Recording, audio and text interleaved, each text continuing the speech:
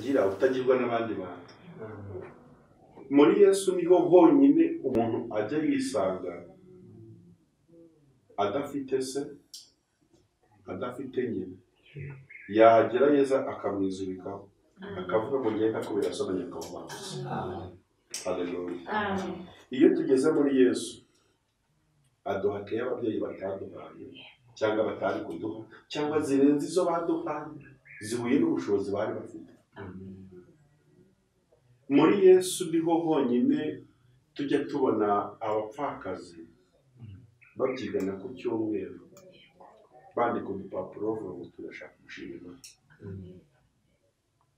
Muri Yesu niho honyine tujya tubona mu materaniro y'abera abana babuze ababyeyi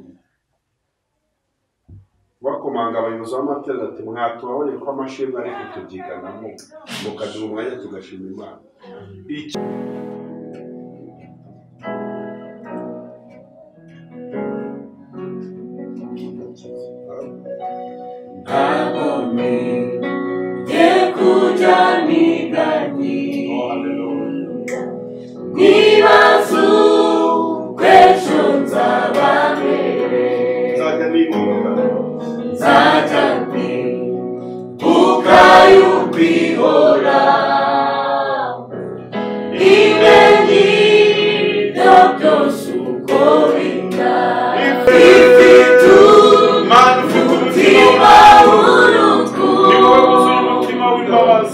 Nuko umuntu mwitegereza ukabona yamaze guhinduka agasa na Kristo mu mvugo no mu byo. Umubonye akamenya ko ari umukristo atiriwe abimubwira. Abantu muri kiriya gihe bari bambaye ishusho y'intama kandi ari bibi. Kuko iyo baba abakristo nyabo koko ntibaba baramenye amaso. Muri kiriya gihe amadini menshi bigishije abakristo bafite intego yo kubahindura abayoboke kuruta kuba bigishwa kuri ba Yesu Kristo. Bituma baho Imana itwemereye imbaraga. Kandi ntabwo ari ibintu ikoze nonaha, ahubwo ni isezerano yagize ute yaduhaye Umunyarwanda mu bihe nk'ibi. Ijuru rimanuye imbaraga kandi si zo irimanuye none, ni ibintu ijuru ryarangije gukora. Hano na Yesu iteka mw'ijuru bidutera umunezero bikatwishimisha n'isi n'umushyitsi sinza ihoramo ahubwo ndi mu rugendo rujyana mw'ijuru.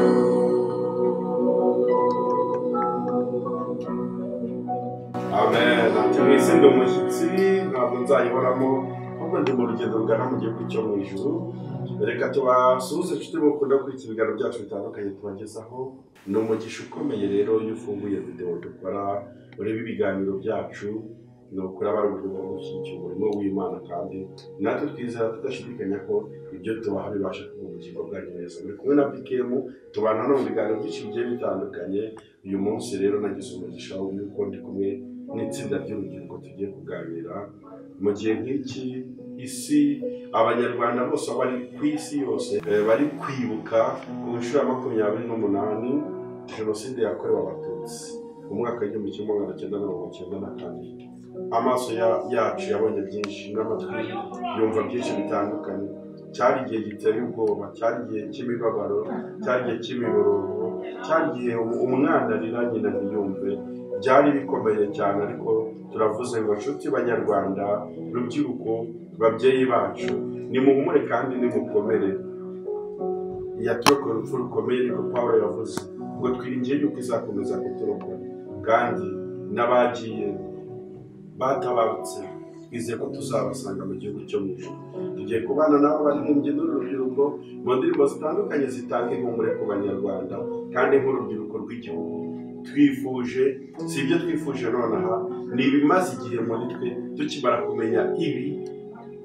kumenya aya mateka, twanzuye yuko tuzahagarara ku gihugu ibyabaye ntabwo bizongera kuba. Twese tuvuge ngo never again. Reka rero runo rubyiruko n'ubundi dukomeza muri uwo mujyo w'iyo ndirimbo turirimba ngo mwisinde umushyitsi sinzayikoramo, maze tuze kubasha gukomeza kugenda tuganira. Murakoze cyane.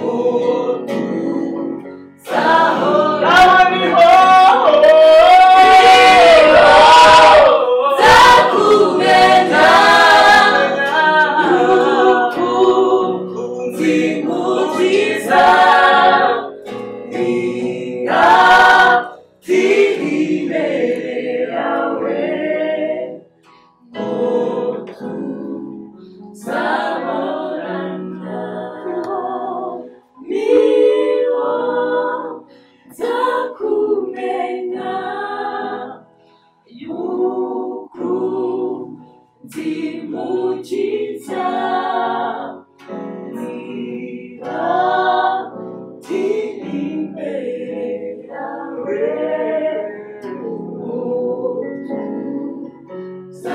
tuzahorana.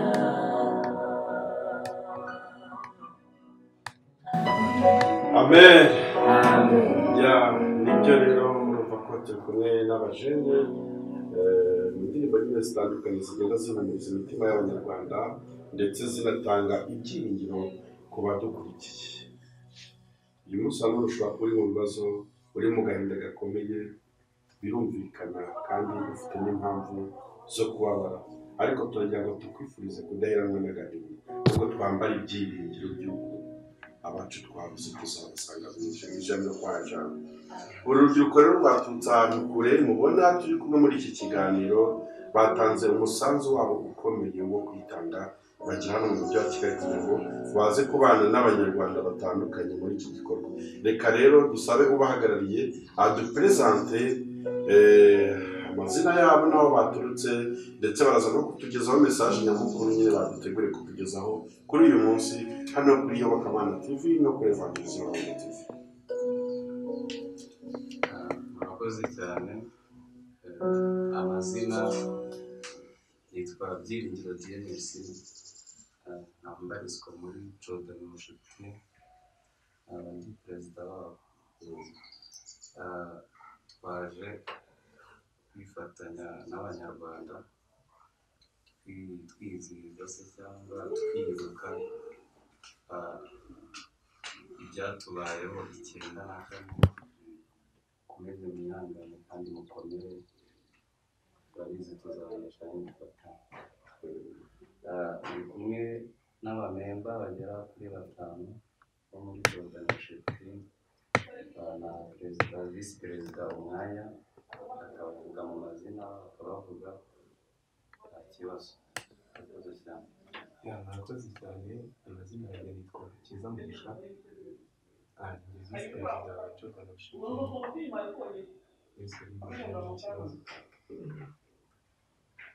Murakoze cyane. Nitwa Niyonsenga Enoch, undi umwe mu bamemba ba Jordan Mushuti. Murakoze cyane. Amazina nitwa Imanyanzurame Joyce, nanjye ndi umwe mu bamembazi ba Jordan. Murakoze cyane. Nanjye nitwa Uwamusaye, nanjye ndi umwe mu bamembazi ba Jordan. Murakoze. Nanjye dushimire nkaba ndi umwe mu bamembazi ba Jordan Mushuti. Murakoze cyane. Aba nibo babashije kugera hano, ariko ntabwo ari gusa tungana n'abandi bazi ibikorwa twajemo. Murakoze. Mukaba mwaturutse he? Mukoreraho umurimo w'Imana ubusanzwe? Dukorera umurimo w'Imana kuri ADPR Gihundwe. Abenshi bazi ko ari ku mubyeyi mu bijyanye na ADPR mu Rwanda. Cyane cyane tukaba tubarizwa mu kigo cy'amashuri cyabo cyitwa GSG B mu Gihundwe ya kabiri.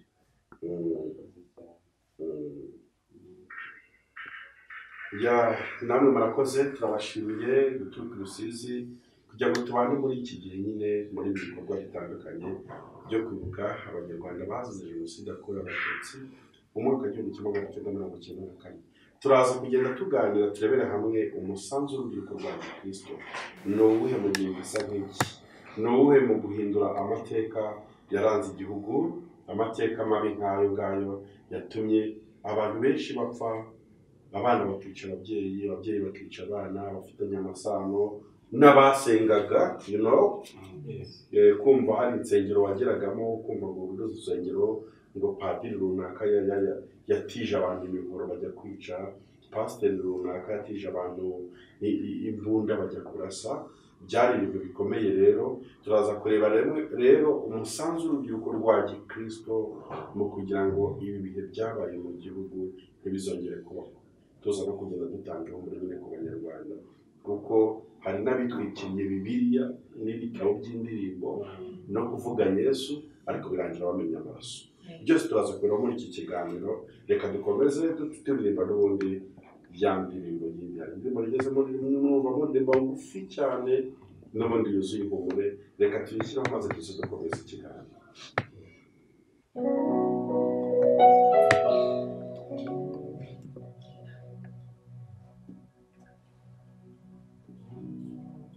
Harakanjemo nonaha tukaririmbane gato cyane. Ntabwo biri kujya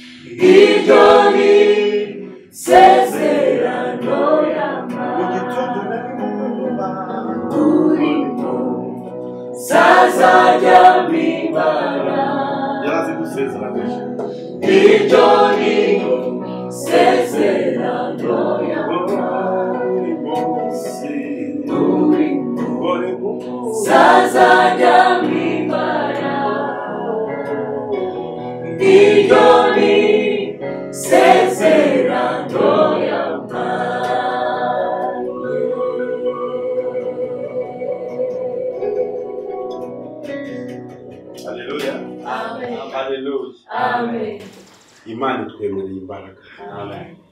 Kandi ntabwo ari ibintu ikoze nonaha, bivuga ahubwo ni isezerano yagize ute yaduhaye Umunyarwanda mu bihe nk'ibi ijuru rimanuye imbaraga kandi si zo irimanuye none, ni ibintu ijuru ryarangije gukora.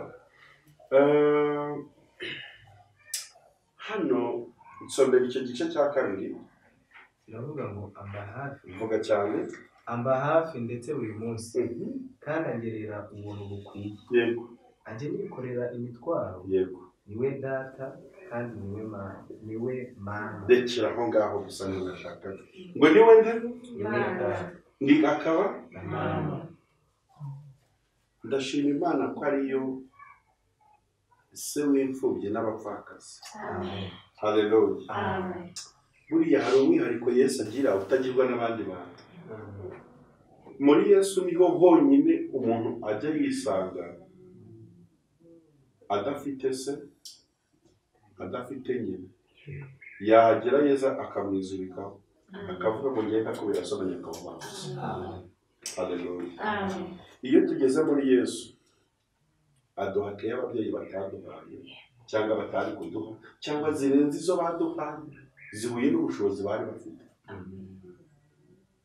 Muri Yesu niho honyine tujya tubona abapfakazi babyigana ku cyumweru bandika udupapuro bavuga ngo turashaka gushima. Muri Yesu niho honyine tujya tubona mu materaniro y'abera abana babuze ababyeyi bakomanga abayobozi b'amateraniro ati mwatubabonye ko amashimwe ari kutubyiganamo mukaduha umwanya tugashima Imana. Ikintu kimwe gikomeye Yesu yatanze ku isi sitari kuduha, turashima Umwami Yesu Kristo ko yaduhaye amahoro. Ngo ayo mahoro ni amahoro meza atangwa na Yesu. Ayo mahoro ni amahoro meza atangwa na Yesu. Ayo mahoro ni amahoro meza atangwa na Yesu. Ayo mahoro ni amahoro meza atangwa na Yesu. Haleluya. Amen. Yesu wenyine niwe ufite amahoro yuzuye. Umuririmbyi aravuga ngo najyaga njya ku iriba ry'isi mfite inyota nyinshi cyane. Haleluya.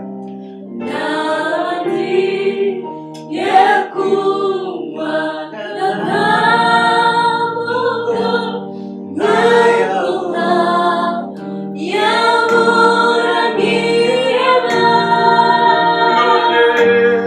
None Yesu maze wenyine ntari izina ryemera.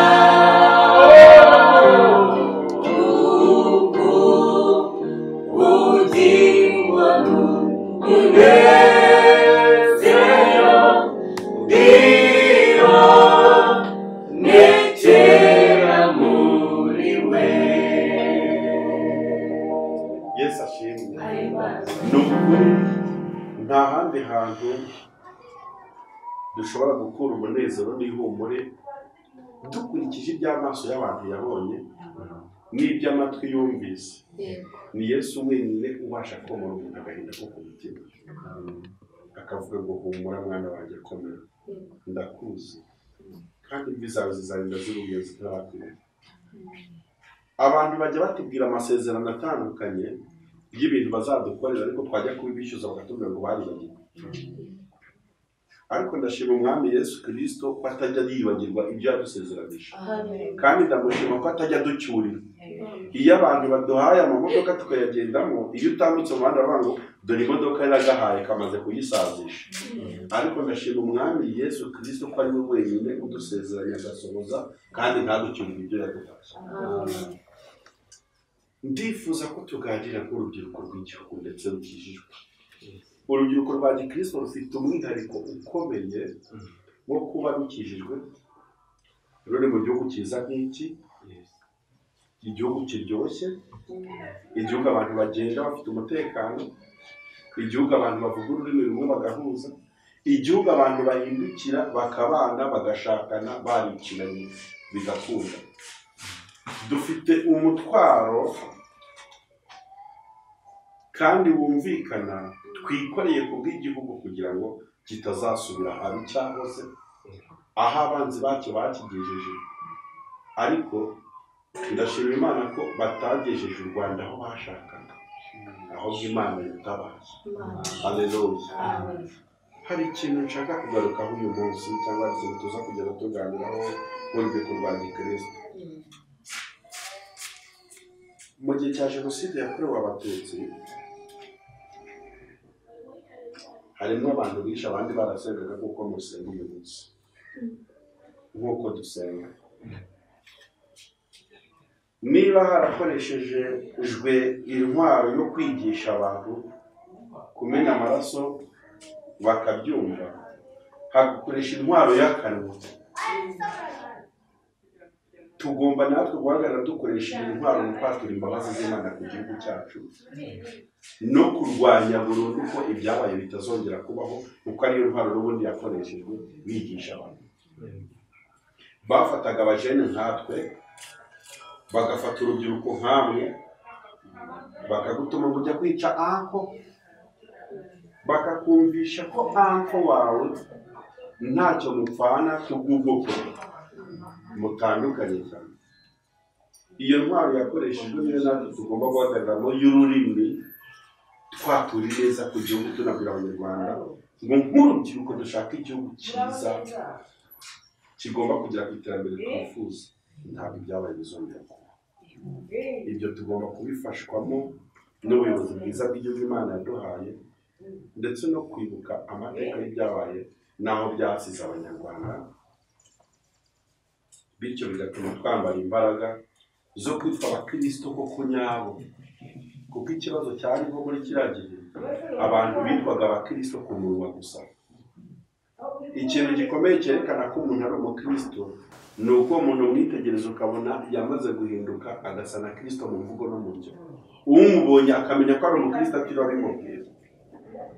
Abantu muri kiriya gihe bari bambaye ishusho y'intama kandi ari bibi, kuko iyo baba abakristo nyabo koko ntibaba baramenye amaso. Muri kiriya gihe amadini menshi yigisha, yakoze ikosa rikomeye, bigishije abakristo bafite intego yo kubahindura abayoboke kuruta kuba bigishwa kuri ba Yesu Kristo.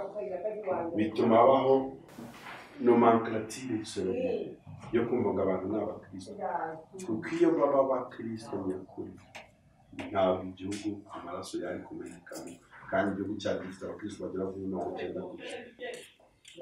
Yes, ashimwe. Ni twebwe uyu munsi as a young generation, we need to change those history. Tugomba guhagarara mu ishusho koko ya gikristo, tukavuga ibyabaye bisubira. Niba twambaye intwaro y'uko turi abanyarwanda ba nyabo bafite indangagaciro za kinyarwanda, tukaba tugeretseho n'indangagaciro ikomeye yo kwitwa abakristo, tugomba kwirinda nabo umuntu wese waza ajya mu mapi yacu ashaka gusubiza igihugu cyacu aho kivuye. Ibyo tugomba kubiharanira. Ndashaka kugenda numva buri muntu umwe mu munota umwe agira ikintu avuga kubw'uyu munsi, kubw'ibi bihe turimo, maze tuze gukomeza ducishamo na za ndirimbo zihumuriza abanyarwanda duhereye hano. Murakoze cyane kubihanganisha bikomeye. Icyo navuga kuri uyu munsi cyangwa se kuri ibi bihe turimo, gukomeza no kuzirikana ko turi mu minsi dukomeza no kuzirikana ko turi mu minsi ijana yo kwibuka abacu bazize uko baremwe. Nyamara twese dufite amaraso amwe, twese turi abantu, twese twararemwe n'Imana imwe. Nta bwoko bwari bukwiriye kubaho, ariko kubw'umutima mubi abantu bari bafite icyo gihe, cyangwa se abazungu bazanye mu Rwanda, bituma nyine twiremamo urwango rudasanzwe, ukica mukuru wawe, ukica murumuna wawe, ukica umubyeyi wawe. Ntabwo byari bikwiriye. Rero mwanjye nk'uko mbyumva, nk'uko nifuza, ndumva twagakwiriye gutahiriza umugozi umwe, aho byatugejeje ntitwifuze gusubira inyuma, amateka twanyuzemo ntituzigere tuyasubiramo ukundi. Twebwe rero tugerageza kubicisha mu buryo bw'ubutumwa mu ndirimbo, nugerageza kumva indirimbo nyinshi zaririmbye Imana muri kino gihugu cyacu, uzumvamo kansaringi nyinshi cyane, abaririmbyi baba bari guhereza abantu bagiye bahura n'ibibazo bitandukanye. Rero ndabifuza ko mwaza tugatahiriza umugozi umwe, u Rwanda rwacu rukaba u Rwanda rutemba amata n'ubuki. Murakoze cyane. Murakoze cyane. Uko nabivuze nitwa Mugisha. Mbere na mbere nk'urubyiruko muri rusange tuzi ibyabaye muri 1994.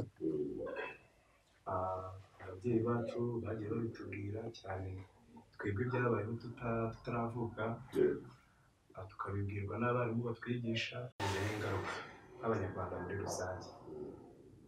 Rero banyarwanda banyarwandakazi, mureke twibuke twiyubaka kugira ngo ibyabaye ntibizongere kuba. Ndabwira urubyiruko cyane cyane kuko nk'uko babitubwira, batubwira ko n'ubundi urubyiruko ari rwo rwakoreshejwe cyane muri kiriya gihe.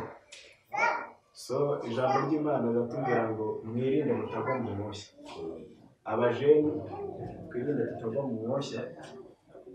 Abantu benshi badushuka batwumvisha ukuntu jenoside itabaye, batwumvisha ukuntu mbega nyine ngo batubeshya babipfobya.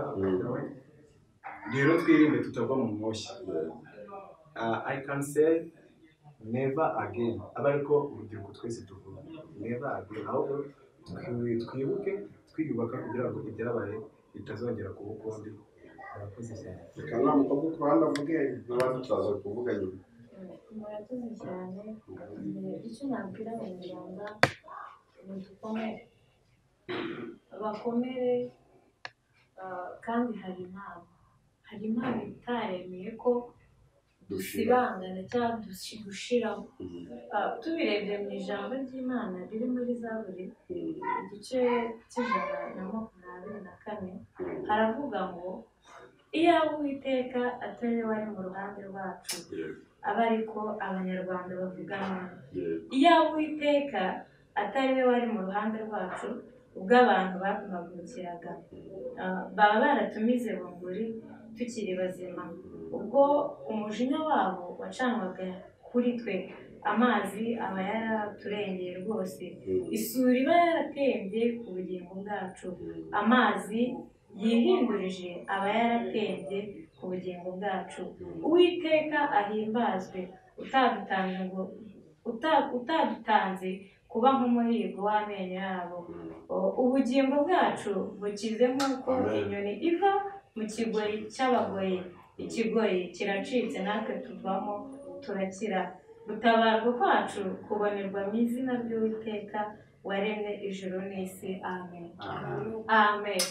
Birakwiye ngo twumve ko Imana iyo itaza kuba mu ruhande rwacu, ubwo bari baduhagurukiye baba baradutsinze, ariko Imana ishimwe ko itaturetse. Imana ishimwe ko ijisho ryayo ryabaye kuri twebwe nk'abanyarwanda, ikaturwanirira, ntiyemere ko dusibangana, ikatugirira neza. Ubwo ababisha bacu baduhagurukiraga bari bahari, nta kurengerwa nta gutabarwa, aho umwana yicaga umubyeyi we, aho umubyeyi yicaga umwana we, nta gutabarwa guhari, ariko Imana ishimwe ko yahabaye. Imana ntiduhana umugisha. Amen. Reka tuzamure ibiganza by'Imana yacu icyubahiro. Hari muri byaririmbye ngo abantu ibihumbi bazaba imbere yawe, ubirebesha amaso ntibiza kugenda. Hari abantu benshi babonye abantu babagwa imbere, amaso yabo arabibona, ariko ntibyabageraho. Ikimenyetso cyerekana ko dufitiye igihugu umumaro ndetse ukomeye ni uko tugihumeka umwuka w'abazima. Bivuga ngo muri iki gishoro cyo guhumeka umwuka w'abazima, we can change a lot. Hari byinshi byahinduka. Niba abanzi b'igihugu barakoresheje intwaro y'urubyiruko ngo amaraso ameneke, tugiye kongera dukoreshwe mu gusana igihugu no kubaka amateka mashya ku gihugu cyacu n'ubundi nk'urubyiruko. Ntitugishutse ukundi, itugishukitse ukundi. Umugambi muri kiriya gihe wari uwo kurimbura u Rwanda ntirwirukwe rugasibwa ku ikarita y'isi, ariko ndashima Imana ko u Rwanda rukiriho. Hari ijambo rivuga ngo birashoboka ko umuntu yarararira ngo ariko ejo mu gitondo impundu zikagira utetse. Ndinginga Imana itegurira abanyarwanda igitondo cy'impundu. Umwanditsi arongera arandika ngo igiti naho cyatemwe ngo kirongera ndashima Imana ko turi amashami yashibutse ku biti byagize gute. Uwabitemye yibwiraga ko nta mbuto zizongera gukomoka kuri ibyo biti, yasize anabitabye abyima n'ifumbire, ariko ndashima Imana ko yadushimiye. Turi imbuto zakomotse ku biti byatemwe. Abatemye ibiti bari bazi ko birangiye nta mbuto zizongera gukomoka kuri icyo giti, batuyahira. And we need to change those history as a youth of the world. Turaza dukomeza turirimba kakabizana n'abasabye imbere kugira ngo n'abashiki bacu baze n'imisozi zacu bakomeze bavuga. Ushatse nahitamo navuga indirimbo tujya kuyikora batekereje kuri iyi tubona ari yo sura nyine ushobora kumara abanyarwanda. Tubona nta bundi butabazi twabona usibye Yesu Kristo. Dusanga bishoboka neza ko ushobora gusanga abantu bagifite ingengabitekerezo mu mitima zabo, bagifite ivangura, ariko dusanga ari Yesu niwe ushobora kubikiza. Ubwa nyuma rero tuvuga ngo dukwiye kumenya neza ko tudakwiye guheranwa n'ibyaheze, tudakwiye guheranwa n'ibyahise, ahubwo dukwiye guterwa imbaraga nabyo tugakora cyane.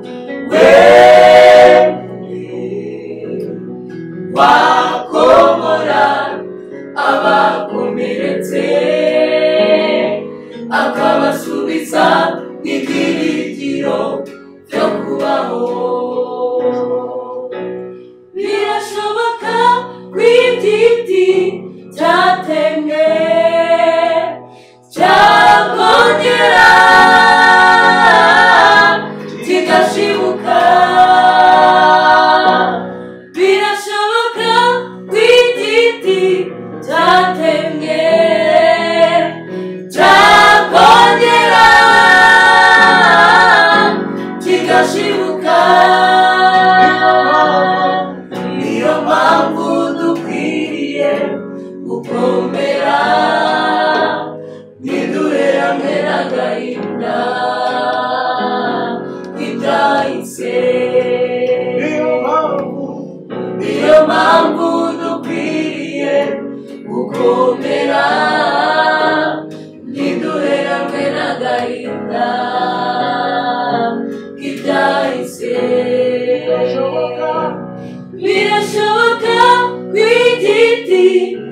cyatemwe cyakongera kigashibuka. Birashoboka ko igiti cyatemwe cyakongera kigashibuka. Niyo mpamvu dukwiriye gukomera ntiduheranwe n'agahinda k'ibyahise. Niyo mpamvu dukwiriye gukomera ntiduheranwe n'agahinda k'ibyahise. Ya, ni byiza cyane gutanga ihumure nyine binyuze muri iyo ndirimbo mumaze kuririmbira abanyarwanda badukurikiye muri aka kanya. Reka dukomeze tubifurize gukomera, duhagarare tudatsinzwe. Uwiteka Imana agiye gukora ibintu bikomeye, agiye gukora ibitangaza mu gihugu cyacu nk'uko muri bya bibiliya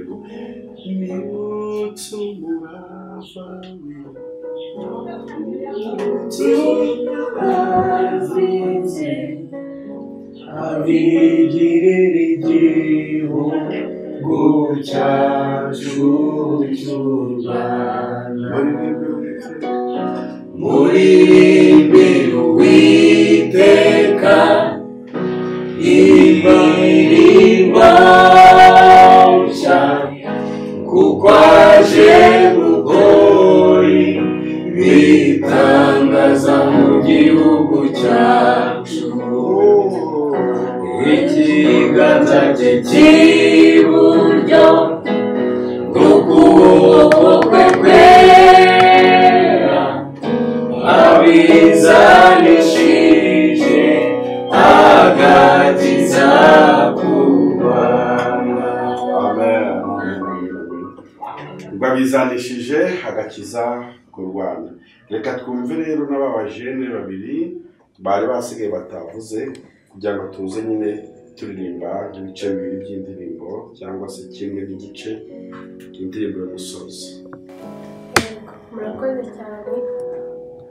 Muri ibi bihe turimo byo kwibuka jenoside yakorewe abatutsi, ngewe icyo navuga, abanyarwanda dukomere kandi twibuke twiyubaka nk'urubyiruko. Rero dushyiremo imbaraga, twirinde amacakubiri, twirinde icyadusubiza inyuma, ahubwo turwane tujya imbere. Icyo navuga. Murakoze. Amena. Nanjye uko nabivuze nitwa Sandrine Uwamahoro. Ndabanza gushima Imana ko ikiturinze n'igihugu cy'u Rwanda n'abanyarwanda muri rusange. Icyo navuga wenda ku rubyiruko, uruhare rwabo rwo kurwanya ingengabitekerezo cyangwa se ibindi bintu byose byakangiza ubwonko umuntu kugira ngo jenoside itongera kugaruka mu Rwanda ukundi.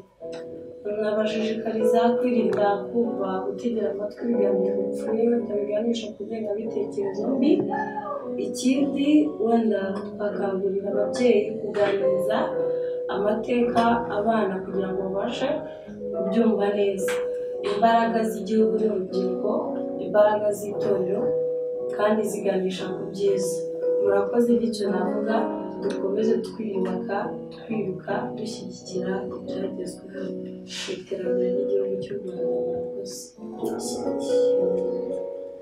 Ya, uru ni urubyiruko rero turimo turaganira ruturuka mu karere ka Rusizi, barimo batanga ihumure ku banyarwanda badukurikiye muri aka kanya, aho ijwi ndetse n'amashusho yacu Iyobokamana TV tubasha kugera. Tugiye kuririmba rero igice kimwe na refure y'indirimbo mwateguye, niturangiza perezida aza dusengera kugira ngo dusoze.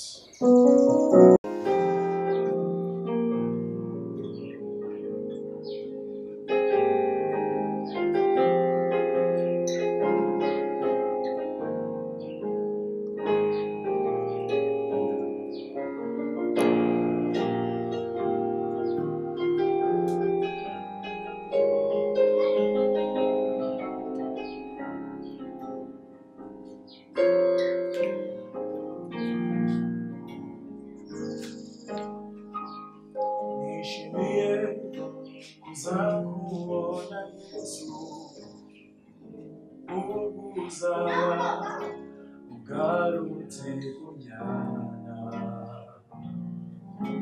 uzaba ugeze ku bicu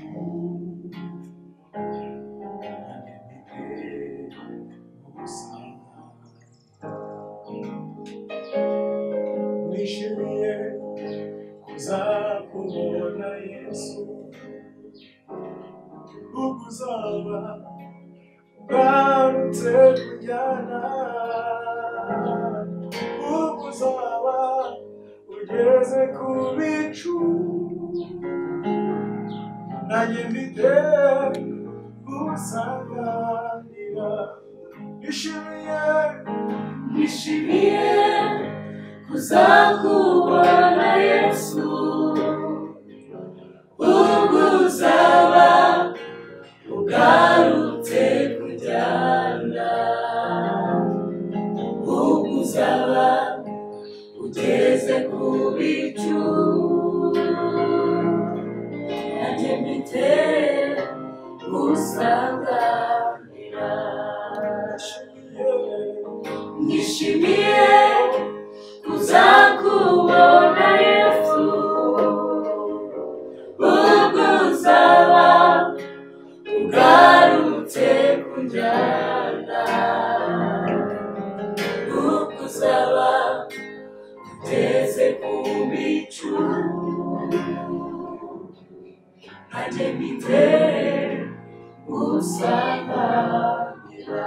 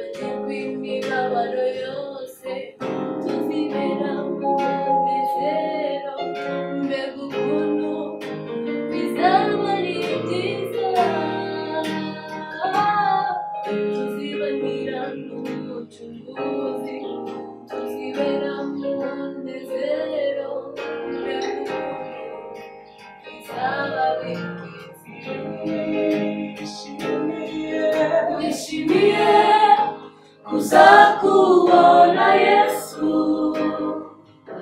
ubwo uzaba ugarutse kunjyana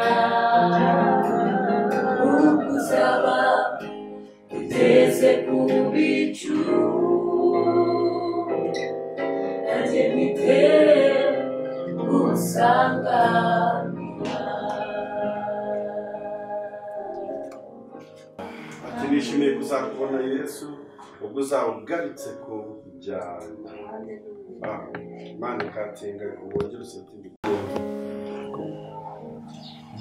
reka rero dushimire abantu bose bari bakurikiye kino kiganiro tunasaba umugisha abajene bo mu karere ka Rusizi babanye natwe mu gihe nk'iki cyo gutanga imbere ku Banyarwanda mu gihe twibuka ku nshuro 28 Jenoside yakorewe Abatutsi. Iri ni itsinda risanzwe rifite uburyo rikora mu buzima bwabo bwa buri munsi, aha ushobora gukenera kumva indirimbo zabo zitandukanye bahimbye. Reka byose turebe perezida kugira ngo aze nyine abidusobanurira dusoza. Murakoze cyane. Twebwe nk'itsinda rya Jordan Worship Team dufite uburyo twari dusanzwe dukora, dufite indirimbo wazishaka se cyangwa washaka kumva uzumva yajya kuri channel yacu yitwa Jordan Worship Team yasangaho indirimbo zacu. Ikindi abahejwe muri Jordan Worship Team wifuza kucuruza se cyangwa kuba umusapota mu buryo runaka yadufasha. Ni byiza ko twagagura umuryango kandi tukagera kuri byinshi bifatanyije nawe. Murakoze cyane. Murakoze. Reka n'ubundi dusabe uriya mushiki wacu wicaye hariya ku ruhande kugira ngo adusengere Imana, asabire abantu b'Imana gukomeza gukomera no kwihangana. Turagushimira Mana yacu, tugushimiye urukundo rwawe rutagira akagero. Urwo rukundo rwawe nirwo rwatubayeho, urwo rukundo rwawe nirwo rwabaye ku Banyarwanda. Tugushimiye ineza yawe, uburyo utajya uhema kutwigaragariza uko bwije n'uko bukeye. Tugushimiye ihumure ukomeje kuduhereza nk'Abanyarwanda, gufasha kunga iyo mitima yasenyutse.